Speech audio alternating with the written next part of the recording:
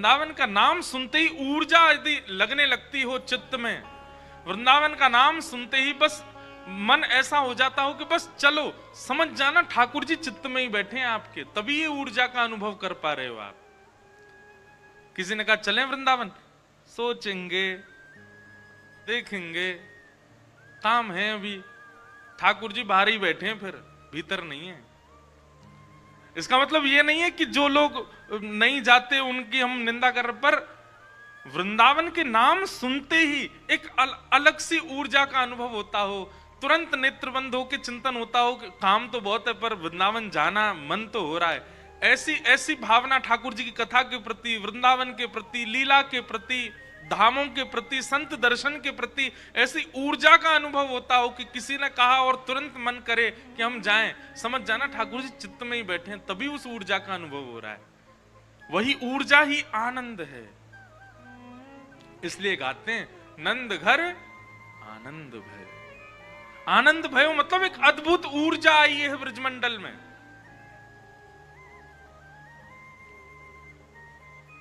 हमारे वृंदावन के ठाकुरों की सेवा करने वाले पुजारी, आपको क्या लगता है वो सेवा में कितनी देर सोते होंगे? रात्रि ठाकुर जी का 8:30, 9, 9:30 बजे तक शयन होता है। शयन कराने के बाद तुरंत ही वो चले जाते? नहीं, ठाकुर आपके लिए शयन 9:30 बजे, उसके बाद भीतर अंतरंग लीला चलती है। ठाकुर जी को इत्र लगाना, ठाकुर जी की सेज सजाना, ठाकुर जी को पौढ़ाना, ठाकुर जी की जल झाड़ी भरना, वो करते करते 1.5-2 घंटे और लगते हैं। और सुबह 4 बजे ठाकुर जी की मंगला होगी। और अभी तो कुछ दिन बाद हमारे श्री राधा वल्लभ जी में खिचड़ी प्रसाद शुरू होगा। वो भट्टी ही रात में 2 बजे जल जाती है, 2 बजे से ही लग जाते हैं सेवा में। और सुबह मंगला के बाद वो खिचड़ी प्रसाद मिलता। पूरे विश्व में ऐसी खिचड़ी कहीं नहीं मिलती जैसे हमारे राधा वल्लभ जी की होती है।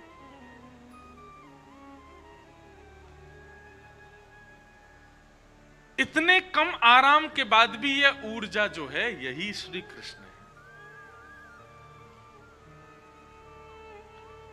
अभी नहीं पता चलेगा, परसों जब कथा विश्राम होगी ना आप यहां, उसके बाद जो अनुभव होगा ना, ऐसा लगेगा कि जैसे हमारा क्या चला गया, क्या छूट गया।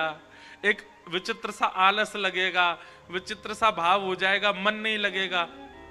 समझ जाना कृष्ण आए थे, 7 दिन हृदय में विहार करके अब चले गए। लेकिन कोई कोई ही ऐसे होते हैं जो 7 दिन में आए हुए कृष्ण को भीतर ही गुप्त कर लेते हैं, जाने नहीं देते, उसके बाद भी उसी ऊर्जा में ही रहते। हम पर बहुत बड़ी कृपा है ठाकुर जी की, हम कथा वक्ता हैं। कभी कभी हम आप लोगों का विचार करते हैं, कथा विश्राम होने के बाद हम भी कथा कराते हैं ना साल में एक बार। इस बार है 15 दिसंबर से 21 दिसंबर, परम पूजनीय प्रातः स्मरणीय श्री मलुक पीठ वाले पूज्य श्री राजन दास जी महाराज की कथा है। गत वर्ष पूज्य श्री तुलसी पीठाधीश्वर पूज्य श्री रामभद्राचार्य जी महाराज की कथा थी, उससे पूर्व भी उन्हीं की थी। 2 साल महाराज जी की हुई, फिर उससे पहले 2 साल श्रीमद जगत गुरु रामानुजाचार्य श्री राघवाचार्य जी महाराज की कथा हुई। हर वर्ष कथा होती है हमारे यहाँ। हम साल भर पूरी दुनिया को कथा सुनाते हैं और फिर साल के विश्राम में हम और पिताजी दोनों यजमान बन के कथा सुनते हैं, वह अनुभव लेने के लिए कि श्रोताओं के साथ कैसा अनुभव होता है, यजमान को कैसा लगता है। और जबकि 8वें दिन से हमारी भी कहीं कथा है, पर 7वें दिन इतना हृदय भारी लगता है कि अब कथा विश्राम हो जाएगी, नेत्र सजल हो जाएंगे। घर में ऐसा लगता है कि जैसे मानो कुछ छूट गया हो। जो महाराज जी कथा करने आते हैं, मन नहीं करता कि ये जाएं, ऐसा करता है यहीं रह जाएं, जबकि अपनी भी कथा है कल से कहीं और। लेकिन फिर भी श्रोताओं का जो वो विरह होता है ना, जो वो भाव होता है, वो अनुभव करके बहुत सुख मिलता है।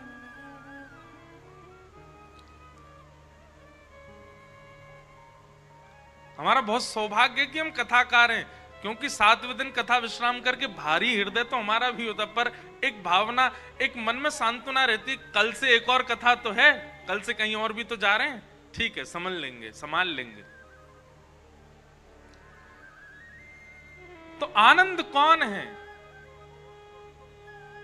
वही ऊर्जा जो धाम के प्रति, लीला के प्रति, कृष्ण के प्रति, वैष्णव दर्शन के प्रति जो ऊर्जा प्रकट होती है चित्त में, जो उत्साह प्रकट होता है चित्त में, कोई परिक्रमा शब्द मात्र कह दे एक अलग सी ऊर्जा आ जाती, वही ऊर्जा ही श्री कृष्ण है। और क्षमा करें अगर अभी उस ऊर्जा का अनुभव नहीं होता है, और भजन बढ़ाइए अपना, और सत्संग करिए, और कथाएं श्रवण कीजिए।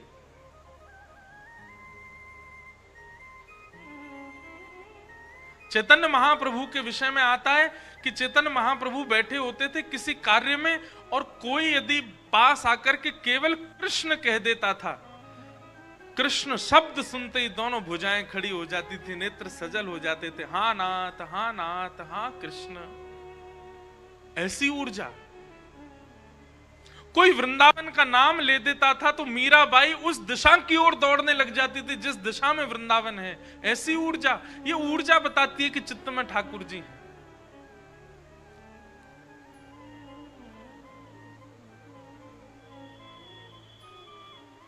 कोई कह दे कि द्वार पर हमारे नगर में वृंदावन से, गोवर्धन से कोई महापुरुष आए, कोई ब्रजवासी आए,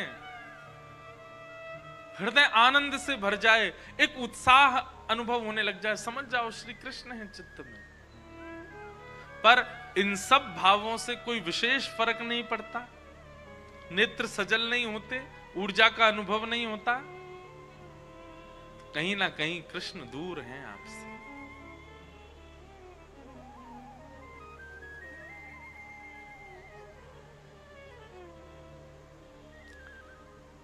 पूज्य मुरारी बापू एक बार हमारी कथा में आए थे, तो उन्होंने एक शायरी बोली। मैं शायरी बोलता नहीं कथा में, पर उन्होंने एक शायरी बोली थी। वो शायरी मिलती है इस विषय से, इसलिए बोल रहा हूं।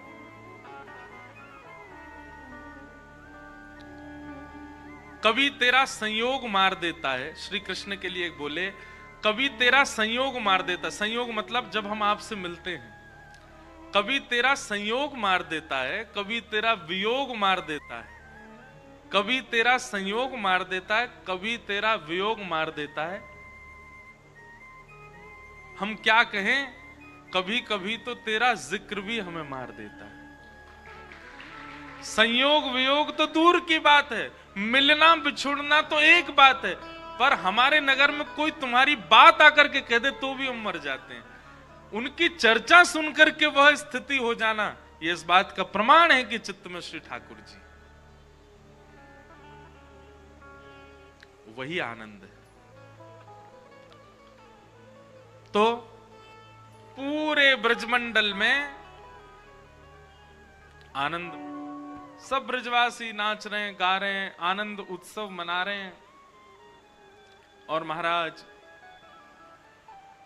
इन ब्रजवासीन को ऐसा सुख लग रहे हो जैसे कि हमारे घर कोई लाला भयो का। हर ब्रजवासी के सुख की उपमा नंद बाबा के समान है। नंद बाबा जितने प्रसन्न, यशोदा मैया जितनी प्रसन्न, उतने ही प्रसन्न सब हैं। कथा में भी यही होता है ना, कोई एक अधिक प्रसन्न नहीं है, सब समान प्रसन्न है। जितना आह्लाद आगे बैठ के सुनने वाले को आ रहा, उतना ही पीछे बैठ के सुनने वाले को भी उतनी सुख से सब विराज रहे हैं। वैसा ही समान सुख सबको लग रहा है ब्रज में। सब ब्रजवासी नाच रहे हैं, गा रहे हैं, उत्सव मना रहे हैं। तभी एक कंस के द्वारा भेजी गई राक्षसी, कंस ने यहाँ राक्षस बुलाए थे। जैसे ही वो अष्टभुजी देवी विंध्यवासिनी मैया जो अभी विंध्याचल पर्वत पर विराजती हैं, उन्हीं का ही जन्म हुआ था यशोदा मैया के यहां, जो कि कंस के यहां जाकर के कंस को बता के आई कि तेरे शत्रु ने तो ब्रज में जन्म ले लिया। कंस ने यहां राक्षसों को बुलाया और सबसे कहा, भैया हमारे शत्रु ने ब्रज में कहीं जन्म लिया है, ढूंढो कहां है। तभी सबसे पहले हाथ उठाया पूतना ने, बोले ये काम हमको दीजिए पहले, लगता है हमसे ही इतना काम हो जाएगा, बाकियों की जरूरत ही नहीं पड़ेगी। कंस बोला, देवी आप क्या करोगी?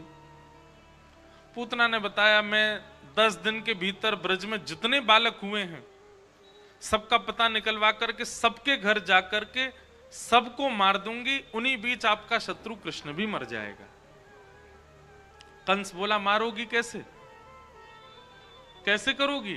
तब पूतना ने बताया कि मैं रूप बदल करके जाऊंगी, पयोधर में विष लगा के जाऊंगी, बालकों को खेलने की भावना से अपनी गोद में लूंगी, पयोधर का पान करा दूंगी और आपके इतने ब्रज के बालकों के मध्य आपका शत्रु भी मर जाएगा। कंस ने पहले सतर्क कर दिया था, बहुत मायावी बालक है। अच्छा, ये राक्षसों को ठाकुर जी मायावी लगते, ठाकुर जी मायावी नहीं है। ठाकुर जी तो वो हैं जिनके कारण माया परे हो जाती है। पर ऐसे ही राम जी को भी मायावी कहता था कौन? रावण, वनवासी मायावी राम। ऐसे ही कंस भी मायावी कहता है, परंतु ठाकुर जी मायावी नहीं, माया से परे हैं। माया का मतलब क्या होता है? संसार की वह व्यवस्था जिसके प्रति अति आकर्षण आपका हो जाए, उसको माया कहते हैं।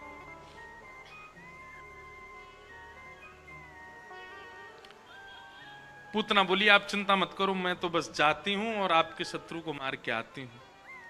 पूतना रूप बदल करके गई। जितने बालकों ने जन्म लिया ब्रजमंडल में, सबके घर जा जा करके सुंदरी बन करके गई थी, तो सब उस पर विश्वास कर लेते थे। जैसे ही गोकुल आई, गोकुल में जैसे ही चरण रखा पूतना ने, पूतना का सौंदर्य इतना था, बहुत ध्यानपूर्वक सुनिएगा, कि ब्रजमंडल में उत्सव मना रहे सब ब्रजवासी उत्सव मनाना भूल गए और सब केवल पूतना को देखें। इतनी सुंदर, ऐसा रूप, ऐसी चाल, पूतना के रूप पर सम्मोहित होते चले गए। केवल पुरुष ही नहीं, गोपियां भी मोहित हो गई पूतना पर, इतनी सुंदर बन के आई थी। हमारे यहां का, हम मानवों का एक स्वभाव है कि जहां हम सुंदरता देखते हैं ना, वहां फिर हम अन्य चीजों को नजरअंदाज कर देते हैं, और यही हमारी सबसे बड़ी भूल है। ठाकुर जी का सबसे बड़ा गुण यही है कि वो सुंदरता ही नहीं देखते, वो अन्य गुणों पर ज्यादा प्रकाश डालते हैं। और मानव का सबसे बड़ा दुर्गुण यही है कि वो सुंदरता देख के बाकी गुणों को छोड़ देता है। पर मैं आपको बता दूं, जो व्यक्ति नित्य सत्संग करता हो, नित्य आध्यात्म जिसके चिंतन में रहता हो, वो व्यक्ति इस दृष्टि में भी निपुण हो जाएगा कि वो सुंदरता पर ज्यादा मोहित नहीं होगा।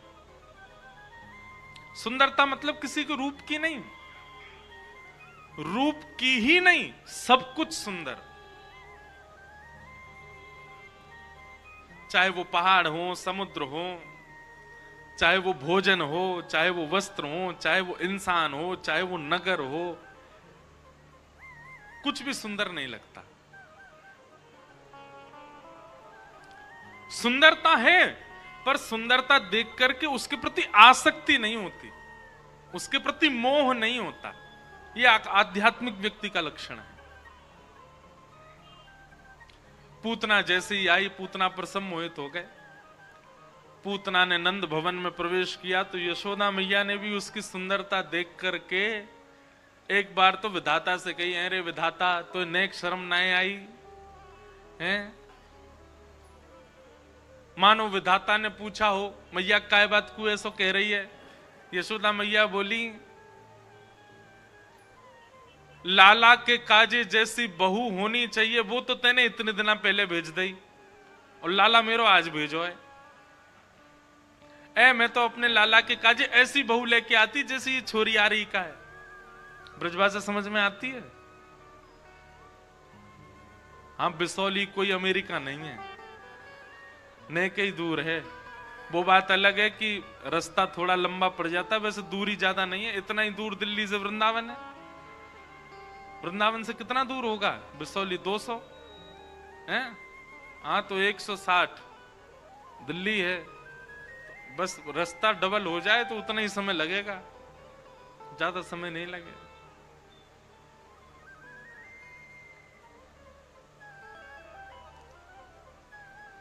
मैया बोली विधाता अब तैने एक गलती तो कर दी, जे छोरी पहले ही भेज दी दुनिया में, अब एक काम और कर दियो, या छोरी की छोरी करवाई दियो ताकि मैं अपने लाला को ब्याह कर दूं, कम से कम या जैसे गुण तो आ जाएंगे मामा। आप लोग भी धन्य हो, बताओ पूतना की छोरी के काजे ताली बजा रहे हो हैं? पूतना की छोरी तो ब्याह कराओगे ठाकुर जी को? ठाकुर जी गोद में लेटे। अच्छा, ठाकुर जी की आयु कितनी है? 6 दिन के हैं लाल जी, 6 दिन के ठाकुर जी, और गोद में पौड़े पौड़े सोच रहे हैं मैया रुक जा भाई, तेरी बहू के मुख दिखाऊं मैं तो है, नेक देर रुक जा, इतनी जल्दी आकर्षित मत होवे कोई के मुंह पे। मन ही मन सोच रहे हैं ठाकुर जी। 6 दिन आके पूतना आई। यशोदा मैया बोली अरे बहन पहली बार देखी हो तुम? पूतना बोली हाँ जी, मैं पास के गांव ते आई हूं, मुझे पता चली कि आपके लाला भयो है तो वह लाला को आशीष देवी आई हूं। यशोदा मैया बोली अरे आपको ही लाला है, ले और देते देते पूछ भी रही हैं अच्छा ब्याह है गयो आपको? पूतना बोली हाँ ब्याह तो है गयो। अच्छा बालक बच्चे भय कि ना भय? बुरे ना है अभी तो ना है भाई, अभी ब्याह भय हो मेरो, अगर लाली है जाए तो मुझे निमंत्रण जरूर दे दियो। पूतना भी मन ही मन सोच रही है जे का ख्वाब बना रही है। मैया के मन में तो ये भावना है कि पूतना को एक अंश भी या की लाली में आ गए तो वो कितनी सुंदर होगी। सोचो कितनी सुंदर बन के गई पूतना।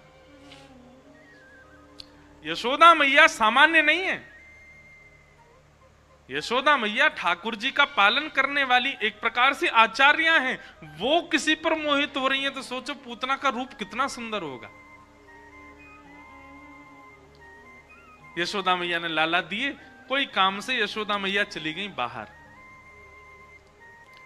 और पूतना को अवसर मिल गया।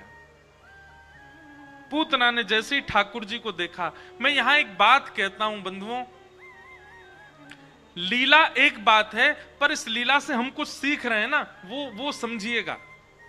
पूतना का कितना बड़ा दुर्भाग्य है कि पूतना को सबने देखा, पूतना पर सब आकृष्ट हो गए, पर जिसको आकृष्ट करना चाहिए था वो आकृष्ट नहीं हुआ।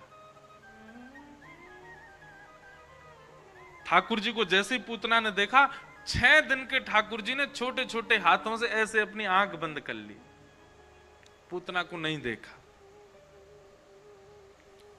अरे ये संसार रीझ है। एक बात हमारी लिख लीजिएगा, कहीं आपके पास में लिखने की सामग्री हो तो, आज आपसे विश्व रीझ रहा है तो यह बात निश्चित है कि एक दिन यही विश्व आपकी निंदा भी करेगा।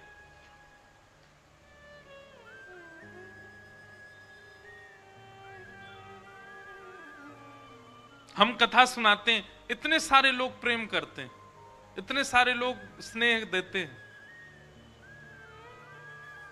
भगवान ना करे एक भूल भी अगर हमसे हो गई ना, तो जितने प्रेम करने वाले हैं यही सबसे पहले आगे आएंगे और बुरा बोलेंगे, कुछ भी कह सकते हैं। ये संसार का नियम है।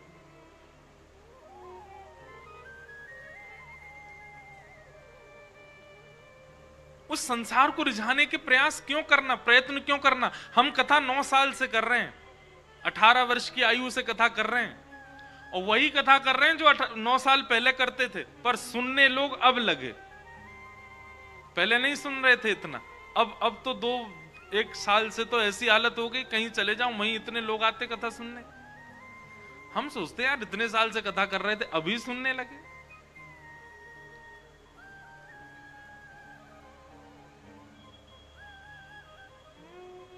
कोई प्रयास नहीं किया सबको रिझाने का, वो सामान्य कथा, और ऐसे ही करते रहेंगे जीवन भर। कुछ साल बाद अगर नहीं भी सुनेंगे तो भी हमारा कर्म ऐसे ही चलेगा, क्योंकि ये बात वास्तविक है कि अगर व्यक्ति आपसे जुड़ा है तो बिछुड़ने के लिए ही जुड़ा है। ये बात जिस दिन आप पहचान जाओगे उस दिन संसार में आप कभी दुखी नहीं रह सकते। बहुत स्नेह मिलने पर ज्यादा प्रसन्न फूलना नहीं, और अपमान हो जाने पर दुखी होना नहीं। यह संसार का एक सूत्र है और यह केवल आध्यात्म पद से ही आप सीख सकते हो। तो संसार रीझे उसके लिए ज्यादा प्रयत्न मत कीजिए। हाँ, माता पिता को प्रसन्न रखो, भाई बंधुओं को, घर के परिवारी जनों को प्रसन्न रखो, लेकिन सब आपसे रीझ जाएं, कोई आपसे निराश ना हो, कोई आपसे दुखी ना हो, सब आपके चहेते हो जाएं। ऐसी इच्छा रखने वाले व्यक्ति को बहुत जल्दी अपमान का बोध होता है। बहुत सम्मान की इच्छा रखने वाले को ही अपमान का बोध होता है, और जिसको सम्मान की इच्छा ही नहीं होती उसका अपमान कर भी दिया जाए तो नहीं पता चलता उसको मेरा अपमान हुआ। हमारे पूज्य पिताजी महाराज के गुरुदेव अनंत श्री विभूषित श्री रामानुज प्रपन्नाचार्य गुरु जी, जिनकी स्मृति में दिसंबर में कथा हम लोग कराते हैं। एक बार वृंदावन में बहुत बड़ी धर्म सभा हुई। मैं तो केवल 6 महीने का था जब गुरुदेव भगवान प्रस्थान कर गए थे, मुझे ज्यादा उनका अनुभव नहीं। तो एक बार वृंदावन में बहुत बड़ी धर्म सभा हुई और उस धर्म सभा में हरिद्वार, वृंदावन, अयोध्या, काशी, सब जगह से बड़े बड़े विद्वान और संतों का आगमन हुआ और उस धर्म सभा का अध्यक्ष बनाया गया पूज्य गुरुदेव भगवान को, पूज्य गुरु जी। हजारों की तादाद में भीड़ बैठी थी, बड़े बड़े संत ऋषि, काशी, अयोध्या, और ये बात हम बता रहे हैं लगभग 35 साल पुरानी, हमने भी सुनी है पूज्य पिताजी से, पूज्य महाराज जी से, मलुकपीठ वाले महाराज जी से। मलुकपीठ वाले महाराज जी भी कुछ समय अध्ययन किए भागवत जी का पूज्य गुरु जी से। तो उस सभा में हजारों की भीड़ और मंच पर एक से एक बड़े बड़े विद्वान सब बैठे हैं। और हमारे गुरुजी, पिताजी महाराज के गुरुजी, वो जैसे ही आए तो इतने सामान्य रहते थे कि पिताजी कभी उनके वस्त्रों पर यदि प्रेस करवा देते थे ना, तो गुरुजी उन कपड़ों को कुएं के पानी से धो के, निचोड़ के, सुखा के फिर पहनते थे। बोले हमको ज्यादा चटक मटक मत पहनाओ। हमारी माता जी कभी ज्यादा अच्छा भोजन बनाती तो रोटी और सब्जी में पानी मिला देते। क्यों? कहते बोले जीव का भरोसा नहीं है, ज्यादा स्वाद भरा खिला दिया तो रोज मांगेगी, इसलिए हम उसका स्वाद ही बिगाड़ देते हैं। रोटी को भिगो के खाते थे और सब्जी अगर ज्यादा स्वाद लगती थी तो उसमें पानी मिला देते थे कि कहीं हमारी जीव को आदत नहीं पड़ जाए अच्छा खाने की। ऐसे महापुरुष, उन्हीं की कृपा से हम बैठे हैं व्यासपीठ पे। तो उस धर्म सभा में पहुंचे। अब उनके वस्त्र ऐसे थे, वो चलते फिरते भी ऐसे थे कि देखने में लगता था कि कोई सामान्य व्यक्ति है। तो जैसे ही वो आगे आने लगे, बार बार मंच से उच्चारण हो रहा था, सेवा कुंज वाले गुरुजी श्री रामानुज प्रपन्नाचार्य गुरुजी अगर आ गए हों तो मंच पे आ जाएं, वे अध्यक्ष हैं आज के उत्सव के। अब वो जैसे ही आगे आने लगे तो 4-5 लोगों ने उनके वस्त्र आदि देख के सोचा ऐसी कोई दीनहीन सा व्यक्ति है, वहीं बैठा दिया, यहीं बैठ जाओ, कहां जा रहे हो आगे। तो गुरुजी बेचारे पीछे ही बैठ गए। बहुत देर हो गई सब प्रतीक। अब वो उठ के कहना तो चाह रहे भाई मैं ही अध्यक्ष हूं, लेकिन इतनी दीनता, सरलता, वहीं बैठ गए। उनको किसी ने आगे आने नहीं दिया। सभा प्रारंभ हो गई। अब सभा में किसी ने कहा बोले भैया सेवा कुंज वाले गुरुजी को देख के आओ, अभी तक आए नहीं। एक महापुरुष निकल के पीछे से जाने लगे, तभी देखा तो जहां हजारों लोगों ने जो आए थे सबने चप्पलें उतार रखी थी, उन्हीं बीच में गुरुजी बैठे थे और चुपचाप बैठ करके वहीं से सुन रहे थे सभा को। जो महापुरुष गए ना, उनके नेत्र सजल हो गए, दंडवत हो गए, बोले आपकी दीनता को प्रणाम है गुरुदेव। ये बात हम क्यों बता रहे हैं? क्योंकि उनका उद्देश्य संसार को रिझाना है ही नहीं। अगर होता तो बन के रहते, ठन के रहते, आगे बढ़ के रहते। उनका उद्देश्य श्री हरि को रिझाना है। पूतना कहां पीछे रह गई? वो संसार को रिझाने की भावना से आई थी। वो गोकुल वासियों को, भगवान की मैया को और सब रिश्तेदार नातेदार उसके रूप पर रीझ करके उसको ठाकुर जी के पास ले जाए, इसीलिए तो वो सुंदर बन के आई थी। उसका उद्देश्य भगवत प्राप्ति या भगवत प्रसन्नता नहीं था, होता भी कैसे, राक्षसी है। पर हम उससे यह सीखें कि लोक रंजन की भावना यदि है तो याद रखिएगा कृष्ण रंजन नहीं हो पाएगा, और कृष्ण रंजन की भावना होगी तो लोक रंजन बिल्कुल नहीं हो पाएगा। आप सामान्य ही रहोगे, आप सहज ही रहोगे, आप सीधे साधे ही रहोगे, आपसे बनावटी हो ही नहीं पाएगा। पूतना का दुर्भाग्य था कि इतने पास आकर के भी ठाकुर जी के नेत्रों की अधिकारिणी नहीं बन पाई पूतना।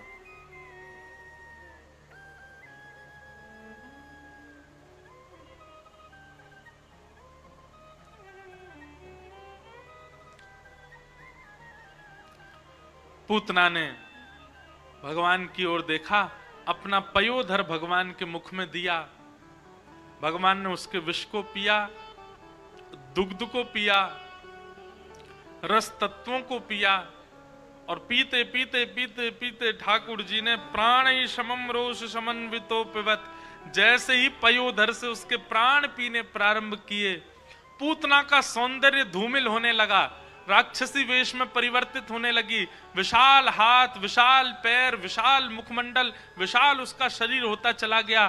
सामुंच मुंचाल मित प्रभाषणी, अरे बालक छोड़, अरे बालक छोड़, चिल्लाने लगी, भगवान को पकड़ के दूर खींचने लगी। लेकिन ठाकुर जी ने तो ऐसे पकड़ रखा है कि पूतना हट ही नहीं रही है दूर। अंत तो गत्वा, भगवान ने जब पूतना के प्राण पी लिए, प्राण पी करके जब उसके प्राण निकल गए, धड़ाम से गिरी, तब ठाकुर जी ने छोड़ा।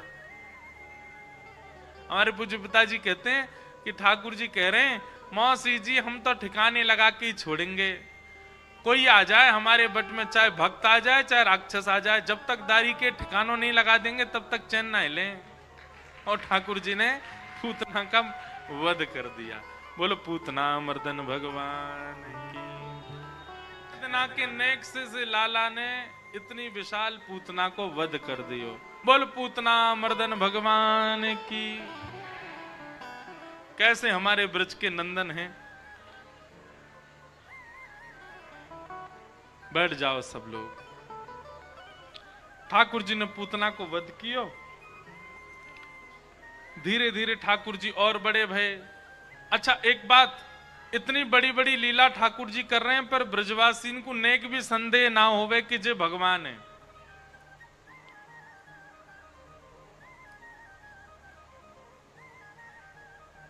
मात्रा जिस भाव की ज्यादा होती है, संदेह भी वहीं होता है। जहां प्रेम अनंत होता है ना, वहां संदेह नहीं होता, वहां संशय नहीं होता, वहां शक नहीं होता। मैया आप बोलना बंद कर दो, अब कथा सुन लो। कौन सी बोल रही है ये? भाव से सुनो।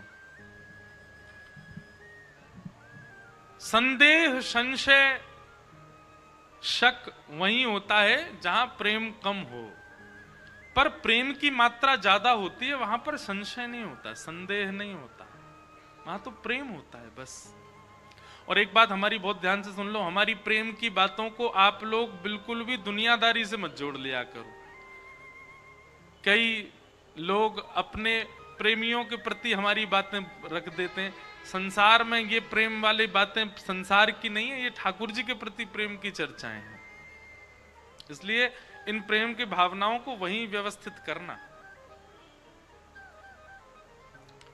ठाकुर जी के प्रति संशय ब्रजवासियों को नहीं होता। पूतना मार दी भगवान ने। सब ब्रजवासी कह रहे हैं, बोले भैया हमारे ब्रज की बड़ी महिमा है, हमारे ब्रज को बड़ो भाव है, या ब्रज भूमि में बड़ो तप है, बड़ो बल है, राक्षस आमे या ब्रज के तप को सहन ना कर पावे, सोई मरे ही जाए अपने आप ही। और ठाकुर जी कैसे समझाएं, बोले मैंने मारे हैं। पूतना मार दी। धीरे धीरे ठाकुर जी अब 3 महीना के है गए। 3 महीना के लाला को करवट उत्सव मनाया हो गया। अब ठाकुर जी करवट बदलने लग गए। यशोदा मैया ने करवट उत्सव कियो। वह करवट उत्सव में सक्टासुर नाम का दैत्य आया। बहुत ध्यानपूर्वक सुनिएगा, ये सक्टासुर कौन है?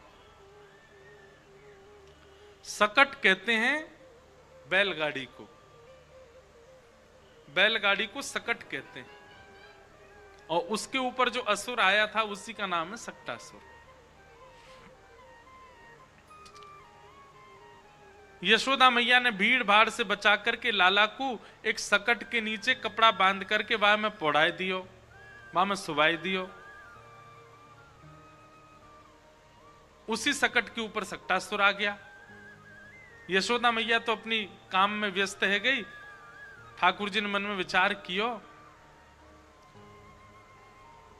सक्टासुर दैत्य आयो या को वध कर दूं। भगवान ने अपने चरण उठा करके बैलगाड़ी में मारो, बैलगाड़ी पलट गई, टूट गई, सक्टासुर को वध है गया। बंधु एक बात ध्यान से सुनिएगा, एक आचार्य बहुत सुंदर वर्णन कर रहे थे कि सकट क्या है? बैलगाड़ी। बैलगाड़ी दो पहियों पर टिकती है।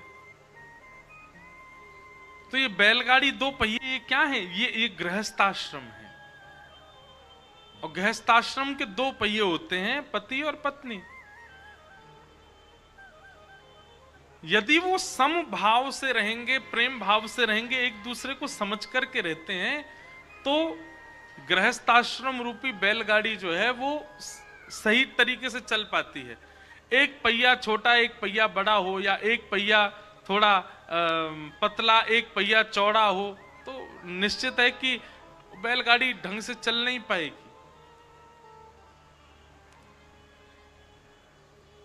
दोनों पहिए समान होने चाहिए। और फिर सबसे विशेष बात, पहिए भी समान है, बैलगाड़ी भी बढ़िया, लेकिन बैल भी तो होना चाहिए। बैल का मतलब क्या है? वृषभ। वृषभ यानी धर्म। धर्म यदि आगे नहीं होगा तो आप अपने गृहस्थ आश्रम में कहीं ना कहीं चूक सकते हो।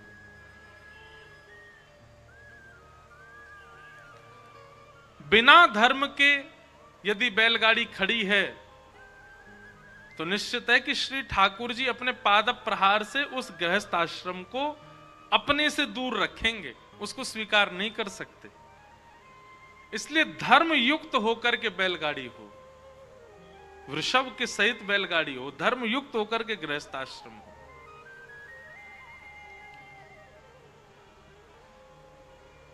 सब भाव बड़े सुंदर हैं, समझने योग्य हैं।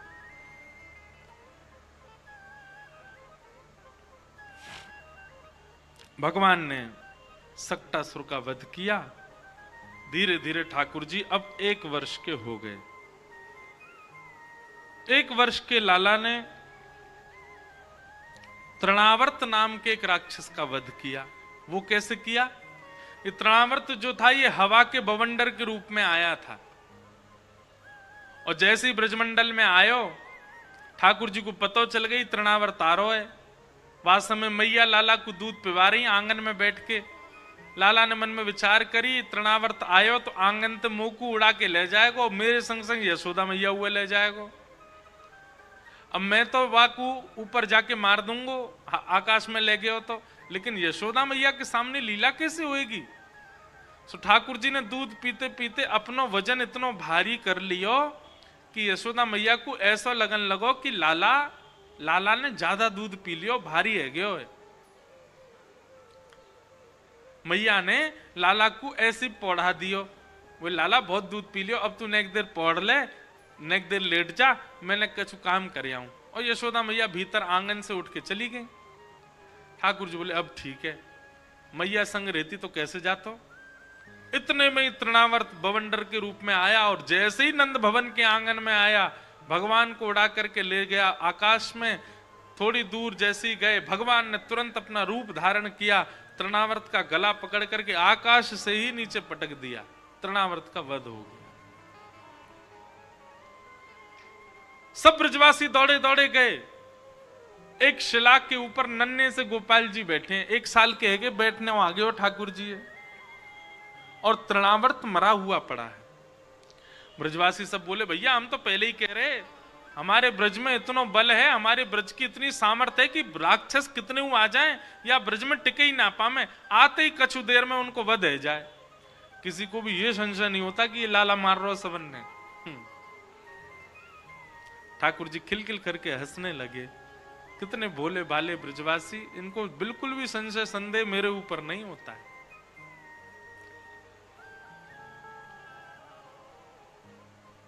मैया मन में विचार करने लगी, इतने राक्षस आ गए, जादना से लाला को जन्म भयो है, और देखो तो लाला 1 वर्ष को है गयो, अभी तक या को नामकरण संस्कार ना भयो।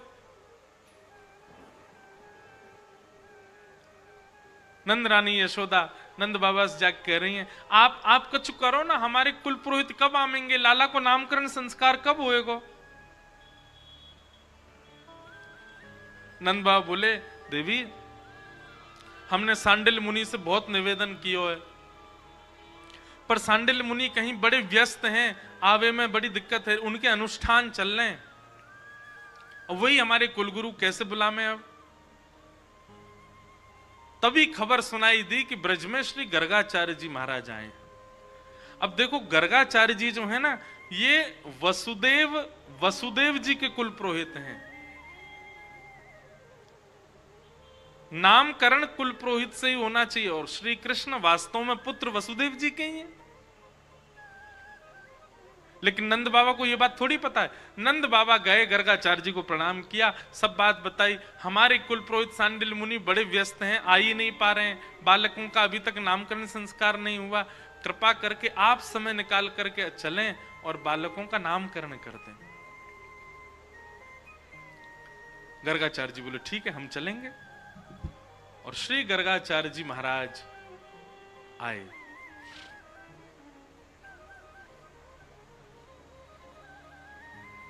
नामकरण संस्कार के लिए यशोदा जी की गोद में श्री बलराम जी को बैठाया गया। अब ये भी एक लीला ऐसी सुनाते हैं कि रोहिणी और यशोदा मैया मन में ऐसो विचार कर रही हैं कि जी हमारो कुल पुरोहित तो है ना, है ये गर्गाचार्य जी हमारे कुल पुरोहित तो है ना, हमारे एक ही लाला है, वाह को कहीं उल्टो सीधो नाम धर गयो तो बाबा, या की परीक्षा ले ली जाए, ये वास्तव में कछु जाने की ना है। तो यशोदा मैया ने अपनी गोद में बलराम जी लिए और रोहिणी मैया ने अपनी गोद में ठाकुर जी लिए, और दोनों मैया अदला बदली करके बालकों की बैठ गई गौशाला में। गर्गाचार्य जी नामकरण करने के लिए जैसे ही बैठे, वसुदेव जी श्री नंद बाबा बोले, हमारे श्री वसुदेव जी आजकल आपको पता हो कंस के कारागृह में, उनकी बड़ी पत्नी रोहिणी जी ये हमारे यहाँ रहे में, आप कृपा करके इनके बालक को नामकरण संस्कार पहले करो, इनको बालक बड़ो भी है, हमारे लाला थे। गर्गाचार्य जी वर्णन कर रहे हैं, नामकरण कर रहे हैं। बोले आपने कहा कि बड़ी पत्नी बड़ी बहू ये है वसुदेव जी की, पर इनका पुत्र वो नहीं है जो इनकी गोद में बैठा है, इनका पुत्र तो वो है जो यशोदा की गोद में बैठा है। ये सुनते ही यशोदा मैया और रोहिणी मैया दोनों प्रसन्न है गई। बोले सांचो है बाबा, जाने कोई बात ना, अब हमें मन में संतोष है कि लालान को नामकरण बढ़िया ही करके जाएगा। और यशोदा मैया की गोद में बैठे हुए लाला को देख करके श्री गर्गाचार्य जी बोले, अयम ही रोहिणी पुत्रो रमयन सुहृदो गुणै आख्यास्यते राम इति वलाधिक्याद् बलं विदु। यशोदा मैया की गोद में जो बालक बैठा है इसका नाम मैं राम रखता हूं। बलराम जी का नाम राम रखा गया। मैं इस बालक का नाम राम रखता हूं, पर बल की अधिकता होने के कारण सब इसको बलराम कहेंगे। बोलो बलराम जी महाराज की। वास्तव में बलराम जी का मूल नाम राम रखा गया। और जैसे ही रोहिणी मैया की गोद में बैठे हुए नंद नंदन को देखा गर्गाचार्य जी ने, गर्गाचार्य जी के तो आंख खुली रह गई, मुंह खुले रह गए, हाथ वहीं स्थिर हो गए, सांस लेनी बंद हो गई, बिल्कुल पलक भी नहीं झपक रहे, स्थिर मानो शव की तरह, एक जीवित लाश की तरह हो गए। थोड़ी देर तो यशोदा मैया, रोहिणी मैया देखती रही, बाबा अब बोलेगो, अब बोलेगो, अब बोलेगो, लेकिन मुंह खुला है, आंख खुली है। यशोदा मैया ने तुरंत गर्गाचार्य जी को हाथ पकड़ गई, बाबा पधार गए का? गर्गाचार्य जी की समाधि टूटी। बोले मैया समाधि में चला गया था मैं। यशोदा मैया बोली ऐसी ऐसी समाधि मत लगाओ, हमें तो यूं लगी कि बाबा पधार गए हो, चिता की व्यवस्था करें। गर्गाचार्य जी बोले नहीं, ये त्रातक समाधि है मैया। त्रातक समाधि में व्यक्ति के नेत्र खुले होते हैं, व्यक्ति का मुख खुला होता है, श्वास रुक जाती है, धड़कन रुक जाती है, लेकिन वो जीवित ही होता है। मैया बोली भले, अब लाला को नामकरण कर दो। वास्तव में श्री गर्गाचार्य जी महाराज समाधिस्थ क्यों हुए, समाधि में क्यों गए? ठाकुर जी के रूप को देखते ही श्री गर्गाचार्य जी को अनुभव हो गया कि सामान्य बालक नहीं। और ध्यान में चिंतन होने लगा शंख चक्र गदा पद्मधारी श्रीमन नारायण का। वे समझ गए कि ये बालक कोई सामान्य नहीं है, साक्षात श्री ठाकुर जी का स्वरूप है, उन्हीं का ही श्री अंग है। गर्गाचार्य जी यशोदा मैया को बताना चाहते हैं कि मैया आपका ये बालक सामान्य नहीं है, साक्षात नारायण है। लेकिन गर्गाचार्य जी की समाधि में ही ठाकुर जी ने गर्गाचार्य जी से कह दिया, बोले कि ये सत्यता मैया को नहीं बताना कि मैं भगवान हूं, क्योंकि प्रेम में एक स्वभाव होता है प्रेम का कि प्रेमी अपने महत्व को अपने प्रेमियों के आगे छुपाता ही है। प्रेम का ये स्वभाव है कि प्रेमी अपने प्रेमियों के आगे अपने महत्व को छुपाता है, अपने महत्व को, अपने प्रभाव को जहां पर बहुत ज्यादा प्रकाश कर दिया जाता वहां प्रेम नहीं होता।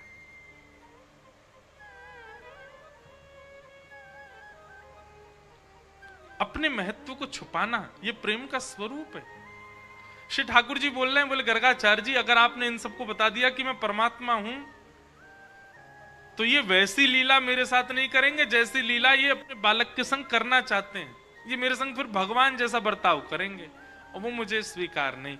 मैं तो इन ब्रजवासीन को प्रेम स्वीकार करवे आया हूं, या हमारे आप इनको मत बताइयो कि मैं परमात्मा।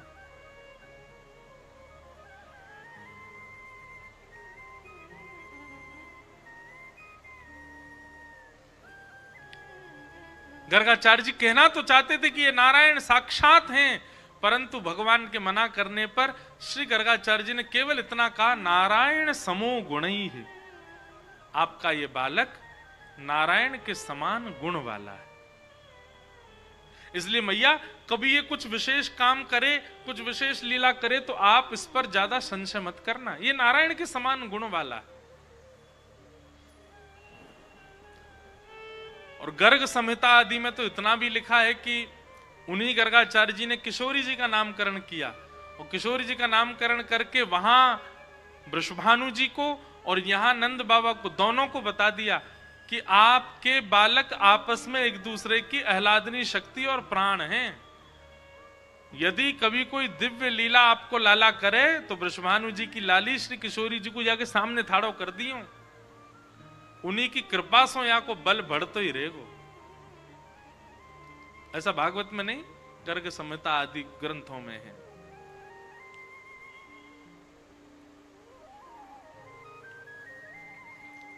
गर्गाचार्य जी ने छोटे लाला का नामकरण संस्कार किया, और क्या नाम रखा? आसन वर्णास्त्रयो ह्यास्य गुह्यतो नुयुगम तनु शुक्ले रक्तस्तथा पीत इदानीं कृष्ण ताम गत। मैया, आपका ये बालक कभी रक्त वर्ण का था, कभी श्वेत वर्ण का था, कभी पीत वर्ण का था। इस बार इसका वर्ण कृष्ण है, इसलिए इसका नाम भी मैं कृष्ण रखता हूं। बोलो कृष्ण भगवान की। कृष्ण, कृष्ण शब्द का अर्थ क्या होता है? बहुत ध्यान से सुनिएगा, सनातनी है आप लोगों को पता होना चाहिए। राम शब्द का अर्थ क्या होता है, कृष्ण शब्द का अर्थ क्या होता है? राम मतलब रमन्ते योगिनोस्मिन इति रामः, जो योगियों के हृदय में रमण करता रहता उसको राम कहते हैं। मतलब जो शुद्ध हृदय वाले हैं, जो पवित्र आत्मा हैं, जिनके विचार में दूषितता नहीं है, ऐसों के चित्त में जो सदा रहते हैं, उनको राम कहते हैं। श्री कृष्ण का मतलब क्या है? कृष्ण, कृष्ण के अनेक अर्थ हैं, परंतु वास्तव में कृष्ण वर्ण है। वर्ण मतलब कॉम्प्लेक्शन, त्वचा का जो वर्ण होता है, ये पंडाल का भी एक वर्ण है, आप सब का भी वर्ण है। तो कृष्ण एक वर्ण है। और कैसा वर्ण है? काले नहीं है ठाकुर जी, सांवले भी नहीं है ठाकुर जी। ठाकुर जी का रंग कैसा? ना काला, ना लीला, ना सांवला, कुछ विचित्र ही है, उसका वर्णन नहीं किया जा सकता, वो ऐसा वर्ण है। अच्छा, कभी कभी बताएं, पूर्णिमा की रात्रि पर जब आप चंद्रमा के आसपास के आप आकाश को जब देखोगे,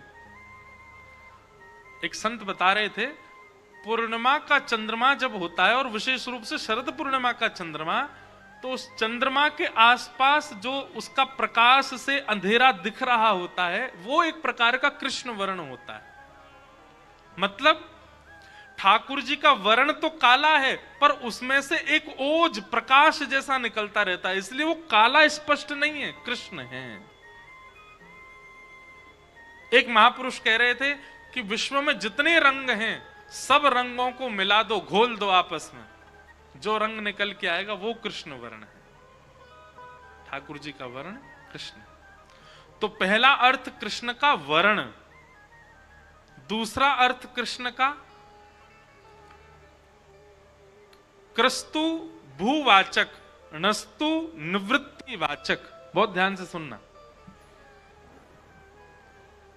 कृष मतलब पृथ्वी पर रहने वाले को कृषि कहते हैं। पृथ्वी की सेवा करने वाले, पृथ्वी का पालन करने वाले को कृषि कहते हैं, किसान कहते हैं, उसी को संस्कृत में कृषि कहते हैं।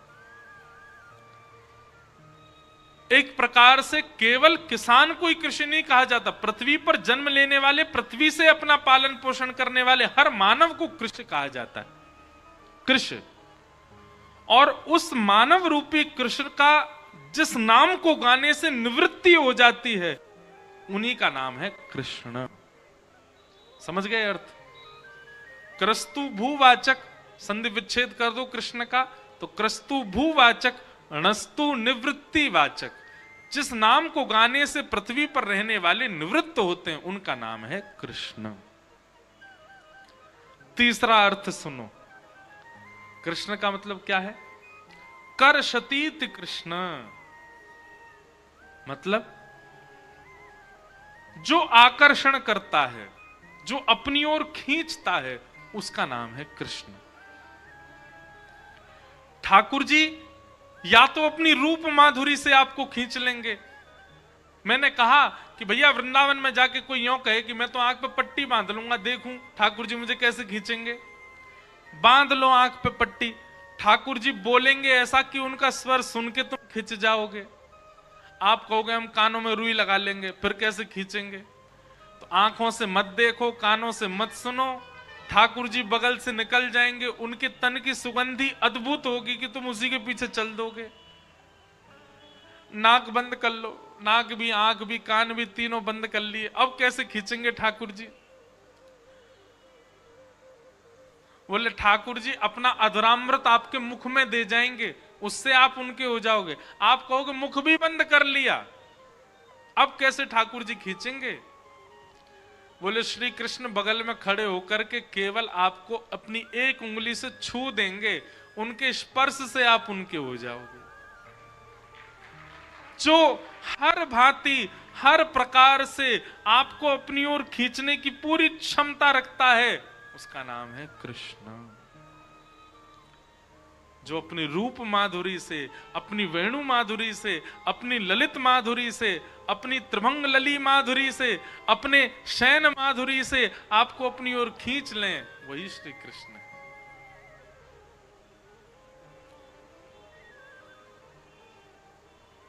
इसलिए भगवान का नाम रखा गया कृष्ण। ठाकुर जी का नाम कृष्ण रखा। अब धीरे धीरे लाला 3 बरस के है गए और 3 साढ़े 3 बरस की जैसी आयु भई लाला की, मानो शरीर में हड्डी नहीं है, स्प्रिंग है, स्प्रिंग। ऐसे उछलते हैं, ऐसे कूदते हैं, इतना ऊधम मचाते हैं, इतना ऊधम मचा, पूरी गोकुल की नाक में दम अधर कर रखा पूरा गोकुल ठाकुर जी ने, अकेले ठाकुर जी ने। श्रृंग्यग्निदं शशिजल द्विजकंटकेभ्य क्रीडा परावति चलो स्वसुतौ निषेधुम् गृह्याणि कर्तुमपि यत्र न तज्जनन्यो शोकातयापतुरलं मनसो वनस्थाम्। बहुत ध्यान से सुनो, ठाकुर जी के ऊधम कैसे हैं।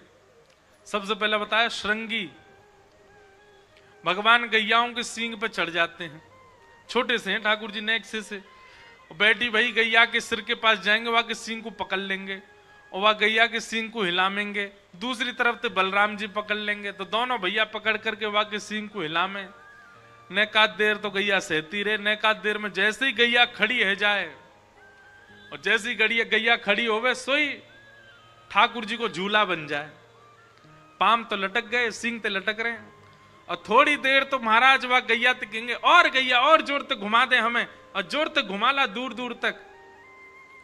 दाऊ दादा देख कैसे जोर को झूला बनो हमारो, और गैया खूब घुमाती ठाकुर जी को यहां से वहां।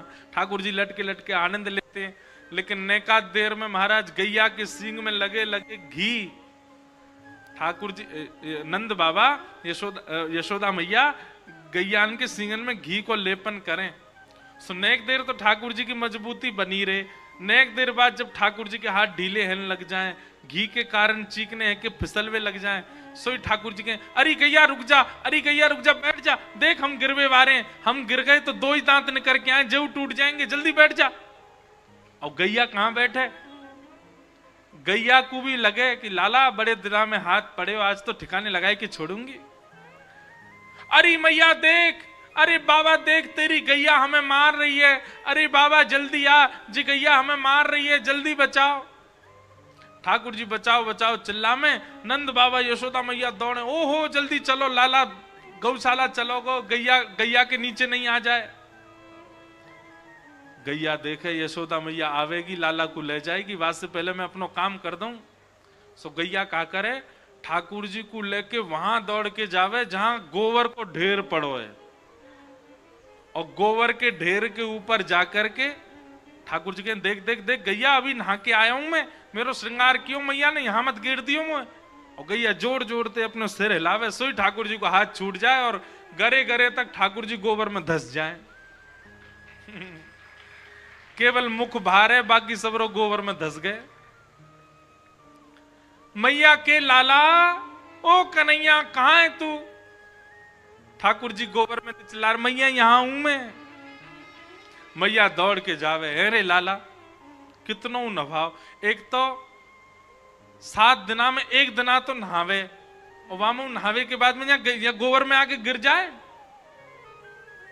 मुंह को तो लगे लाला तू पूर्व जन्म को सूकर दिखे, घूम फिर के गोबर में ही खेलवे आ जाए। मैया ने लाला निकारे, और लाला निकार करके ऐसे दूर करके मैया चल रही है, पूरे गोबर में लदे हुए हैं। बोले मैया तेने मुंह को दूर काय कर रखो, गोद में बैठा ले। बोले हाँ तेरो गोबर मुंह में लग जाएगा। सोई ठाकुर जी जोर जोर से रोने लगे, नंद बाबा बोले लाला कहा भैया? बोले मैया मुंह को हृदय से नहीं लगा रही। अब तो मैं तब नहाऊंगा जब सब मुंह को हृदय से लगावेंगे। मतलब ठाकुर जी को भाव का है मैं अकेलो गोबर में नहीं, सब संजाओ। नंद बाबा गले लगाए, वो गोबर में कर दिए। यशोदा मैया गोबर थे कर दी, दाऊ दादा भी गोबर में कर दिए, रोहिणी मैया कर दी। जब सब गोबर में है गए तब ठाकुर जी बोले हाँ अब नहाऊंगो, अकेले गोबर में नहीं। ऐसी ठाकुर जी की लीला। अच्छा एक बात बताएं, ठाकुर जी ने सबसे पहला शब्द क्या बोला? अभी हम तो खैर आगे निकल गए लीला में, लेकिन ठाकुर जी ने जब बोलना सीखा तो सबसे पहला शब्द क्या बोला? श्री सूरदास जी की कई पंक्तियों को देखें तो वहां से पता चलता है। एक बार यशोदा मैया लाला को गोद में लेकर के बोली लाला कन्हैया, ने बोलियो मैया। सो ठाकुर जी मैया नहीं बोले, मैया की ओर देखते रहे। नंद बाबा आके बोले मैया ना बोले को, या मोह दो मैं बुलवाऊं। गोद में लेके बाबा बोले अच्छा लाला बोलियो बाबा। ठाकुर जी नहीं बोले बाबा। इतने में बलराम जी आ गए, बोले ये पूरे दिन मेरे संग खेले, मेरो नाम बोले को। लाला को गोद में लेके बलराम जी बोले लाला बोलियो भैया। ठाकुर जी नहीं बोले। मैया ने फिर से गोद में ले ली, बोले ना ये मैया ही बोले को सबसे पहले, लाला बोल मैया। इतने में ही गौशाला की एक गैया सामने से जा रही। सो ठाकुर जी ने जैसे ही गैया देखी, सो नेक्स्ट से ठाकुर जी अपनी भुजा उठा करके बोले गैया। और जैसे ही ठाकुर जी ने कही गैया, अब तो यशोदा मैया ने नगाड़े बजवा दिए पूरे ब्रजमंडल में। अब तो सबरी गोपी आई हैं। सब गोपी बोली कहा वे हो मैया? बोले आज मेरो लाला पहली बार बोलो है। कोई बोली कहा बोलो मैया, कोई बोली अरे ना बाबा बोलो को, कोई बोलो भैया बोलो का। मैया बोली आज मेरे लाला ने सबसे पहले शब्द बोलो गैया। गैया। और गैया बोलवे के बाद फिर ठाकुर जी ने मैया भी बोली, बाबा भी बोली, भैया भी बोली। अब सब गोपी आ करके अपना नाम बुलवा रही हैं। लाला मेरो नाम भी बोल दे। तो तोतली सी वाणी में ठाकुर जी पे जितना बुल पावे उतना बोले। अब गोपीन के नाम प्राचीन काल में नाम भी तो बड़े बड़े होते थे। कोई गोपी बोले लाला बोलते मिस्त्री देवी, ठाकुर जी मिच्ची मिच्ची कर दें। नेक्स्ट से लाला। एक गोपी आई, वहां को नाम बड़ो भयानक पाने के बोल लाला बोलियो चारू लता। ठाकुर जी वहां की तरफ घूर के देखने लगे, बावड़ी समझ में ना आवे, अभी बोलना सीखूं मैं, कैसे बोल दूंगा इतनी जल्दी। ऐसे ठाकुर जी की बाल लीला चल रही है। और बंधुओं इन लीलाओं को आकाश से 33 कोटि देवता देख रहे हैं और ब्रजवासियों को बार बार प्रणाम कर रहे हैं। बोले धन्य हैं ब्रज के लोग जिनके यहां हमारे श्याम सुंदर त्रिलोकी नाथ ऐसी लीला कर रहे हैं। अग्नि, द्यमष्टि। अब द्यमष्टि का भाव इतना सुंदर लगता है। ठाकुर जी एक दिन रोने लगे। यशोदा मैया बोली लाला का भयो, तू काय को रो रहे? बोले मैया मेरे संग बहुत बड़ा अत्याचार भयो। कितने बड़े हैं ठाकुर जी? 3 वर्ष के हैं। 3 वर्ष के लाला रो रहे हैं, आंख लाल पड़ गई, मोटे मोटे अश्रु गिर रहे हैं। यशोदा मैया बोली लाला कहा अत्याचार भयो तेरे संग? बोले मैया कल हमारी गौशाला में एक गैया ने बछड़ा को जन्म दियो। भैया बोली अच्छा। और मैया मैंने आज सवेरे जाकर के देखी, वाके तो दांत निकल ही आए। और मैं मैया 3 साल को है गया, मेरे अभी तक दांत ही ना निकले, 4 दांत निकल के आए मैया। बस मैया मेरे संग बहुत बड़ा अत्याचार भयो। मैया बोली अरे लाला तू खावे पी बनाए। ठाकुर जी बोले मैया मुझे सब पता है, जे मेरी गलती ना है, जे तेरी गलती है। मैं तेरे गर्भ में जब हतो तेने खावे पीवे में कंजूसी करी होगी, तभी मेरे जन्म ते दांत ना आए। यशोदा मैया अंक में भर ले, कहें लाला ऐसी बात मत करे कर, तो मोरी नजर लग जाएगी काउदना। काउदना ठाकुर जी अपनी चोटी पकड़ लें, बोले मैया मेरी चोटी कब बढ़ेगी?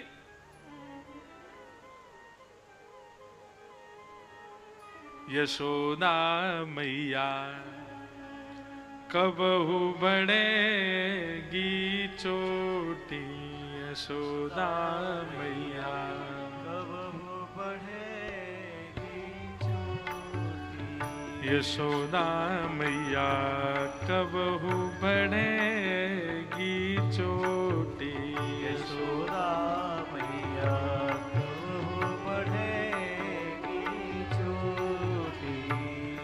किते बेर मोए दूध पीवत भय, किते बेर मोहे दूध पीवत भय, किते बेर मोए दूध पीवत भय, बेर मोहे दूध पीवत भय।